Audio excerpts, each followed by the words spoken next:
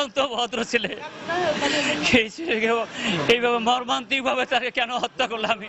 আমি প্রশাসনের কাছে বিচার চাই এবং আমি সরকারের কাছে বিচার চাই এবং যারাই খুন করে তাদের আমি ফাঁসি দাবি করি। ফাঁসি চাই।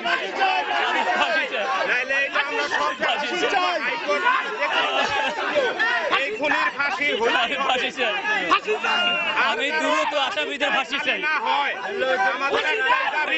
জড়িতদের দ্রুত ফাঁসি চাই আমি। আর কারো মায়ের বুক যেন এইভাবে খালি না হয়, কারো বাপের বুক যেন এইভাবে খালি না হয়। আল্লাহ, আমি তাদের কাছে, আমি সরকারের কাছে এবং প্রশাসনের কাছে, আমি সরকারের কাছে পর্যন্ত সবার কাছে আমি এই বিনোদী আবেদন করি, আল্লাহ তাআলা যেন সবাইকে হেফাজত করে এই সব দুর্ঘটনা থেকে। এখন আমাদের সময় সংকীর্ণ, ওই জানাজা যাইতে হবে, আমরা এখন এখানে যাবো।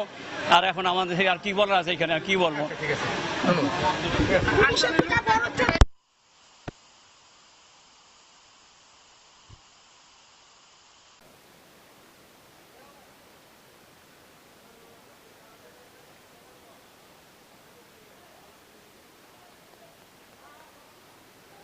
আলামটি বেজে মনে হয় রে, আলামটি নিচে ঢুকান রে।